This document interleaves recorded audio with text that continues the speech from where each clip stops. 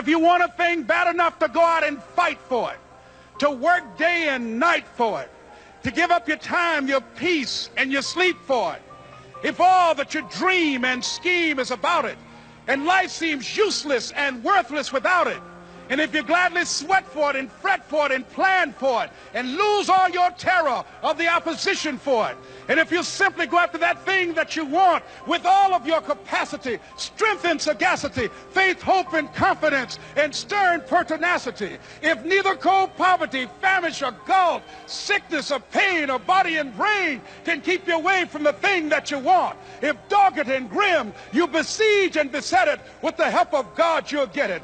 Fail big. That's right. Fail big. Today is the beginning of the rest of your life, and it can be very frightening. It's a new world out there. It's a mean world out there, and you only live once. So do what you feel passionate about. Take chances professionally. Don't be afraid to fail. There's an old IQ test, was 9 dots, and you had to draw 5 lines with a pencil within these 9 dots without lifting the pencil. The only way to do it was to go outside the box. So don't be afraid to go outside the box. Don't be afraid to think outside the box. Don't be afraid to fail big, to dream big. But remember, dreams without goals are just dreams, and they ultimately fuel disappointment. So have dreams, but have goals. Life goals, yearly goals, monthly goals, daily goals. I try to give myself a goal every day. Sometimes it's just to not curse somebody out.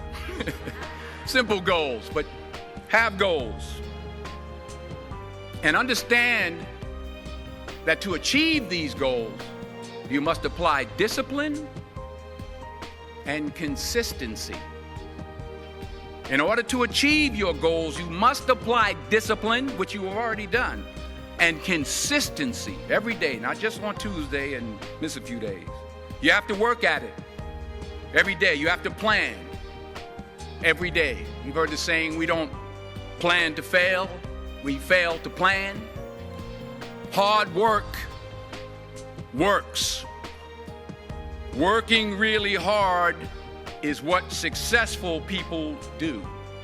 And in this text, tweet, twerk world that you've grown up in, remember, just because you're doing a lot more doesn't mean you're getting a lot more done. Remember that. Just because you're doing a lot more doesn't mean you're getting a lot more done. Don't confuse movement with progress. My mother told me, she said, yeah, because you can run in place all the time and never get anywhere. So continue to strive, continue to have goals, continue to progress. Because they are worried about failing. What is if I fail, then I don't have anything else? Well, let me tell you something. Don't be afraid of failing, because there's nothing wrong with failing. You have to fail in order to climb that ladder. There's no one that doesn't fail. Jordan said in one of his interviews, when they said, "You are unbelievable, you're the greatest basketball player of all times." I mean, tell me about that. And he says, well, you're just mentioning the successes. But he says, for me to become the greatest basketball player, I missed 9,000 shots when I was playing basketball at the NBA games. So during these games that he was so successful, he missed 9,000 shots. Does it make him a failure? No. He's one of the greatest basketball players of all times, but he failed 9,000 times. Do you get it? We all fail. It's okay.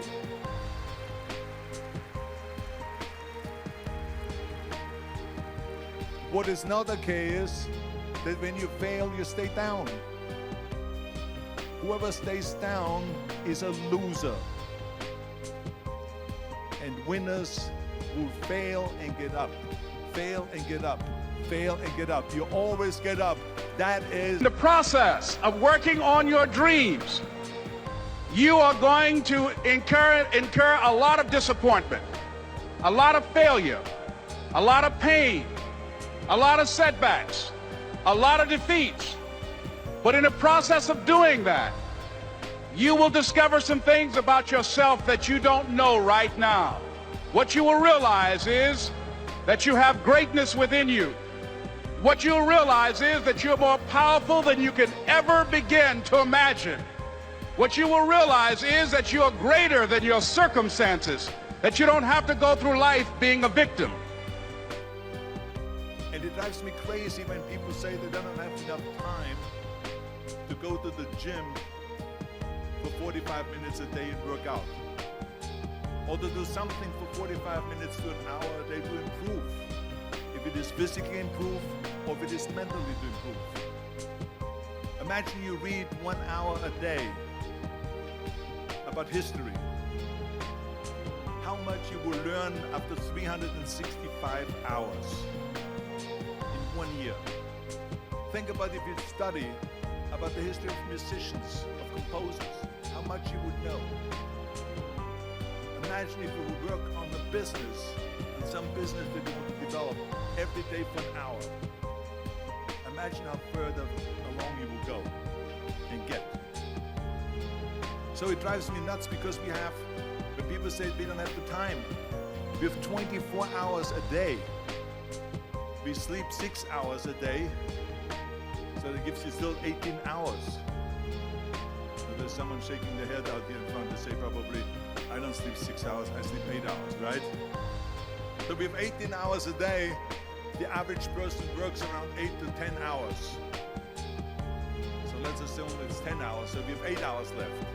Then you travel around an hour a day, maybe 2 hours a day. So now you have still 6 hours left. So what do you do with these 6 hours? What do you do with these 6 hours? Then we eat a little bit, then we schmooze a little bit, talk a little bit to people and all that stuff. But you can see how much time there is available if you organize your day. So you got to work hard. I mean, let me tell you something. When I went to America, I went to college. I went and worked out 5 hours a day. And I was working on construction. Because in those days in bodybuilding, there was no money. I didn't have the money for food supplements or anything. So I had to go to work. So I worked on construction. I went to college. I worked out in the gym, and at night from 8 o'clock at night to 12 midnight, I went to acting class 4 times a week. So I did all that. There was not one single minute that I wasted. As you hold on to that dream, there are moments when you're going to doubt yourself. There are rough times that are going to come, but they have not come to stay. They have come to pass. That you work on yourself, that you develop yourself. It's necessary that you get the energy drainers out of your life, people who don't want anything, to know that everybody won't see it, that everybody won't join you, that everybody won't have the vision. It's necessary to know that a lot of people like to complain, but they don't want to do anything about their situation, that you are an uncommon breed. You know, you have to know within yourself that I can do this. Even if no one else sees it for me, I must see it for myself. That's necessary. It's also, ladies and gentlemen, necessary that you be creative when you're working on your ideas, that you understand the importance of changing up, of readjusting your strategies. Many times we can have a great idea, but if you're not advancing it in the right way and things don't happen, yes, it's possible that you can choose your future and direct the course of your life as you run toward your dream. It's necessary that you have goals, that you write those goals down, that you plan, that you think constantly of how you can begin to improve what it is that you're doing. If it's your presentations, if it's your recruiting skills, whatever that is, it's also necessary that you look for ways to always find a way to pull it out when everybody else thinks that you are defeated. That you've got to take personal responsibility to know that in order to become successful, you've got to make it your personal business. Happen, you become discouraged and think the idea doesn't work. No. Worked his butt off. And I saw it firsthand. And I remember that there was a sports writer that was there in the gym when he was working out and he was doing sit-ups. And they asked him, how many sit-ups do you do? And he said, I don't start counting until it hurts. Now think about that. He doesn't start counting his sit-ups until he feels pain. That's when he starts counting. That is working hard. And so you can't get around the hard work. It doesn't matter who it is. As a matter of fact, I believe what Ted Turner said, work like hell and advertise. Daydreaming, saying, Les, can you do this? Can you make this happen? I used to listen to tapes day in and day out about See You at the Top, my great friend Zig and Dennis Waitley and different other motivational speakers and Dr. Norman Vincent Peale and Dexter saying, don't let nobody steal your dream. I used to ask myself, can I do this? And something said within me, you're the one. You're the one. Thank you for mercy. Thank you for understanding. Thank you for wisdom. Thank you for parents. Thank you for love. Thank you for kindness. Thank you for humility. Thank you for peace. Thank you for prosperity. Say thank you in advance for what's already yours. It's how I live my life. That's why I am, one of the reasons why I am today. Say thank you in advance for what is already yours. True desire in the heart for anything good is God's proof to you sent beforehand to indicate that it's yours already. Practical thinking says you can't do it today. But if you want to produce unreasonable results in your life, like living your dream and taking charge of your destiny, you've got to be an unreasonable person. You've got to be an uncommon person. So write down the reasons of why you're here. When the hard times come, and they're going to come. When the disappointments and the rejections come, and they're going to come by the truckloads, your reasons will be your rod and staff to comfort you, to pick you up. Once again, I got a saying on one of my tapes, if life knocks you down, try and land on your back, because if you can look up, you can get up. Let your reasons get you back up. But when you start doubting yourself, that's very dangerous. Because now what you're basically saying is that if my plan doesn't work, I have a fallback plan. I have a plan B.